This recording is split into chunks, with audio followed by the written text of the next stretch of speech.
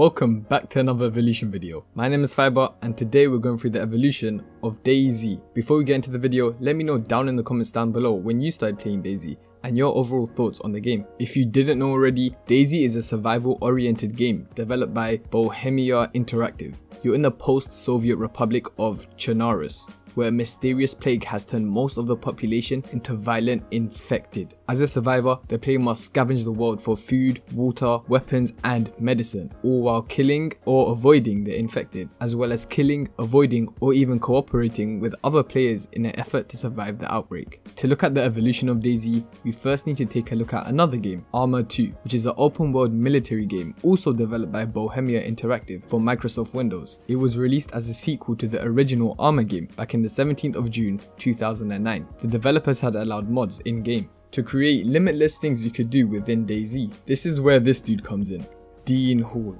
He was a commissioned officer of the Royal New Zealand Corps of Signals in the New Zealand Army and attended survival training in Brunei, where he pretty much came up with the idea of the zombie apocalypse mod addition to Arma 2. Him being a developer, he created it with the help of a few friends and released it to the public in around April 2012. Within only 4 months of release, on August 6th, 2012, the mod reached over 1 million players, which is huge, putting the game at the top of the Steam charts for a while, much of this time being the top selling game. Hundreds of thousands of people were downloading Arma 2 just to play the DayZ mod, which is insane to think about. Because of the mod's huge popularity, Dean joined Bohemia Interactive and officially released and retitled the mod to Arma 2 DayZ mod on the 21st of February 2013. Bohemia Interactive that same year released Arma 3, which of course had the DayZ mod on the 12th of September. This DayZ mod still brought in so many players to play the Arma series. Only a few months later, Bohemia Interactive finally released DayZ as a standalone game on the 16th of December 2013 as part of the Steam's Early Access program,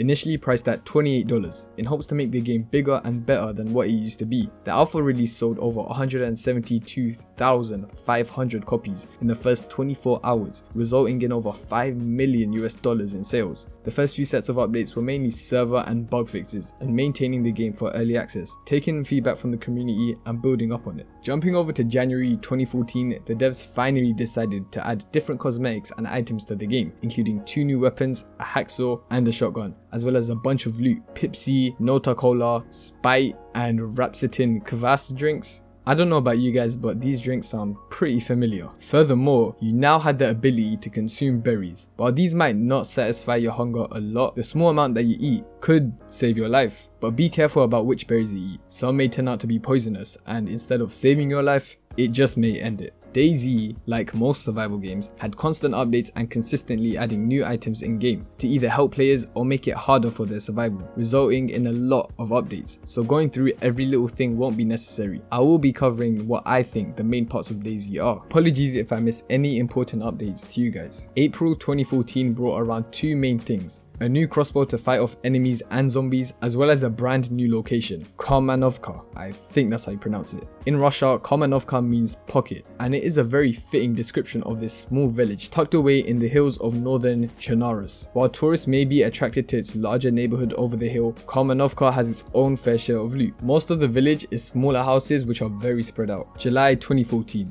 This update saw the addition of a few new weapons in game, such as the AK-101, the CR-527, the Makarov and the PM73 RAK.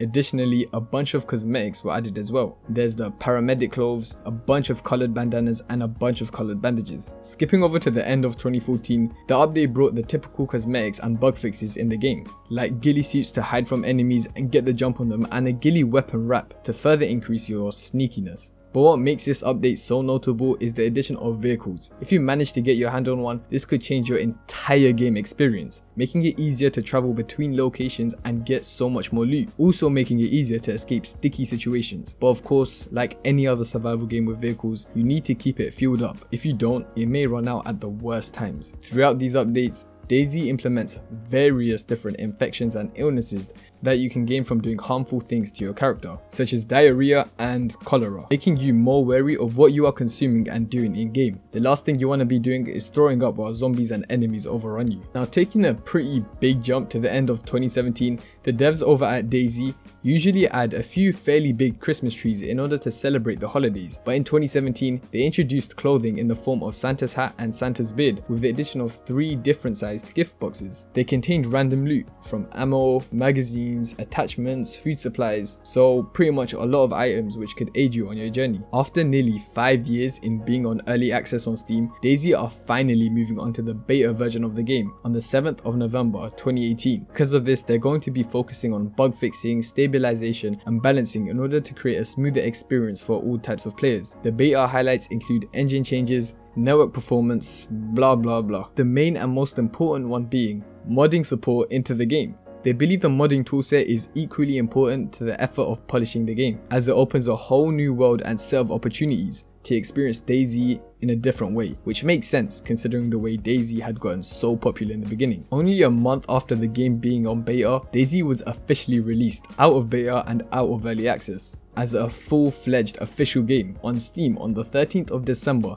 2018, including refined versions of pretty much all of the ads in the early access, as well as improved graphical quality. Not only that, but in early 2019, DayZ had gotten a release for Xbox One on March 13th, 2019, and a full release coming to PS4 on the 29th of May 2019, opening the game up to a whole new set of players and fanbase. It's crazy to think that this game started out as a mod for another game, but now has gotten so popular it is out as a standalone game on multiple platforms. Furthermore, now that DayZ's out on console, the updates from now on are more official and not small patches, etc. They roll out every few months, adding a bunch of new things within the updates. After 5 years of playing on Chernarus, DayZ had finally announced a brand new second map coming in-game, Liviona, based on the Arma 3 contract expansion map. It has large green areas with heavily forested zones, lakes and rivers scattered across the land. Don't let the beautiful scenery fool you though, there is a new predator coming to the map, bears. They will definitely give you a hard time if you don't know how to deal with them. June 2020, update 1.08. This update saw the addition of a brand new rifle, the Sporter 22. The rifle uses .22 ammunition and comes with various magazines, and has the ability to mount on a hunting scope. And speaking of long range engagements, the sway and hold breath mechanics have been adjusted, which should make shooting long distance a bit easier. September 2020, update 1.09. The long awaited revolver is making a return. This very cool looking gun is chambered with 6 rounds of the strong .357 ammo within an internal rotating cylinder. In addition to this, they're also adding one more brand new gun to DayZ, the Deagle. This beast of a pistol is available in silver and rare gold variants, features 9 3.57 round magazines and fits the reintroduced pistol scope to engage targets over a longer distance. November 2020, update 1.1. New shelters have been added. They come in 3 variants, stick, tarp and leather, and offer basic storage capacity as well as protection from the rain. Speaking of the elements, cold morning and warm afternoons are way more realistic now, as are local wind speeds and altitudes. Furthermore, players can temporarily contain heat from fireplaces. Leg fractures are back as well, along with improvised fixtures, splints. Legs can be broken in all kinds of situations, including combat, stepping on a bear trap, falling or jumping from a great height, and even while jumping out of a car. Keep in mind that if you don't fix a fracture with a splint, you'll suffer limited movement as well as frequent shock damage, which can render you unconscious. Now we're at February 2021, update 1.11. DayZ had started the year stronger than ever before, setting an all-time record in January in the average player count for the PC on Steam. This update wasn't focused on any particular updates to the game. They say that DayZ is a complicated beast. They had to take a step back and focus on the game's stability instead. Paired with this update though, the devs had completed a fresh wipe on all official servers to create a fresh start for 2021. Finally, we're on the most recent update for DayZ, update 1.12. Released on April 2021. The infected are deadlier up close due to the increased frequency of their attacks and higher resistance against melee damage. To counter their attacks up close, players need to use heavier weapons when trying to stun them.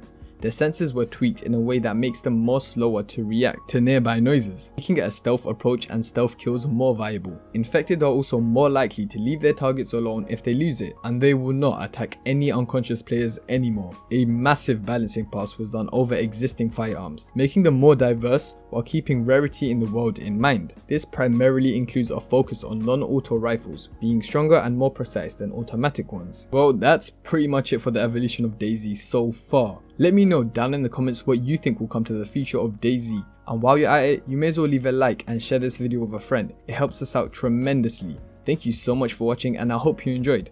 I'll see you in another evolution video.